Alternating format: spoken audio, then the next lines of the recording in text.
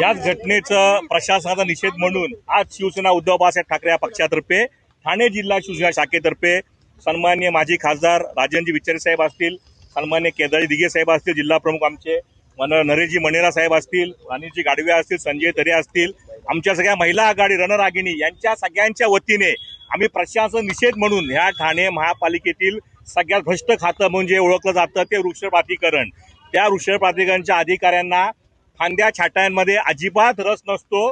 कारण का फांदी छाटला तर ठाणेकर वाचू शकतो, पण फांदी छाटताना त्यांना 1 रुपया मिळत नसल्यामुळे फक्त त्यांना विकासाच्या आडकाठी असलेले वृक्ष तोडण्यामध्ये जास्त रस असतो.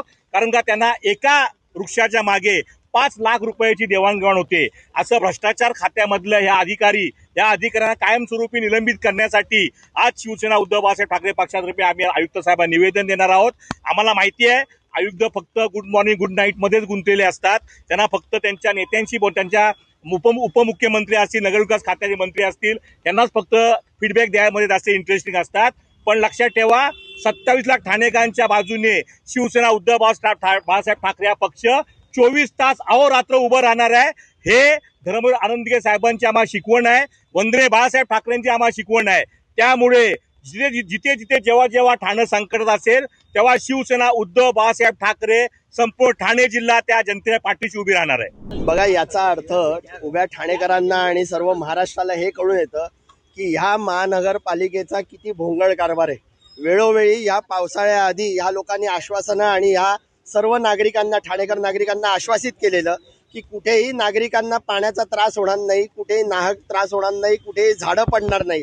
पण जर का आपण बघितलं आणि आपल्याच माध्यमातून लोकांना कळतंय की वेळोवेळी ही झाडं पडतायत, लोकांचं नुकसान होतंय, गरीब लोकांच्या घरामध्ये पाणी शिरतंय. सगळे नाले सफाईचा जो काही त्यांनी सांगितलेलं, आश्वासित केलेलं, ते सगळे नाले तसे भरलेले आहेत. याचा अर्थ खूप स्पष्ट आहे. जो वेळोवेळी आम्ही आरोप करत आलो की तुम्ही फक्त कॉन्ट्रॅक्टरांचे बिलं काढता, इकडे कुठेतरी पाणी मुरतंय. आणि याचा अर्थ थेट असा आहे की इकडे भ्रष्टाचार मोठ्या पद्धतीने होतो, इकडे झाडं आम्ही छाटतोय या नावाने बिल काढण्याचं काम चालतं.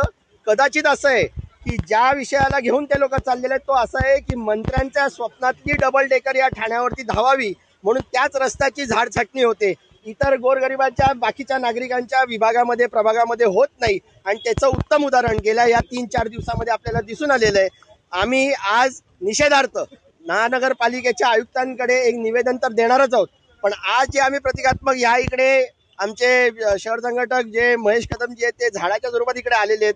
आम्ही फांदी छाटणं म्हणजे लोकांना दाखवायचं होतं, या महानगरपालिकेचे डोळे उघडायचे होते की झाड पडल्यानंतर तुम्ही छाटणी करता, पण झाड जेव्हा होतं ह्या पावसाळ्यापूर्वी जे करायला पाहिजे होतं ते काम तुमच्याकडनं घडत नाही.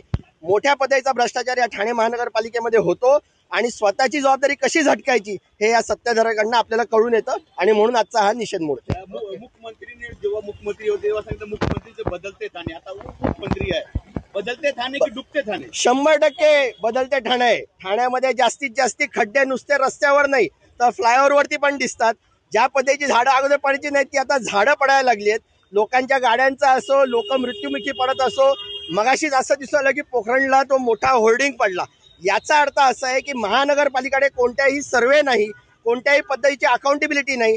जेवढ्या डिपार्टमेंटला ज्या पद्धतीने बजेट ॲलोकेट करतात त्या बजेटच्या अनुषंगाने फक्त पैसा खाण्याचं काम होतं. त्या माध्यमातून लोकांची कामं होत नाहीत. अधिकारी वर्ग हा फक्त नावापुरता अधिकारी आणि फक्त ठोकळे त्या खुर्चीवरती बसवलेले आहेत. हा आमचा थेट आरोप आहे.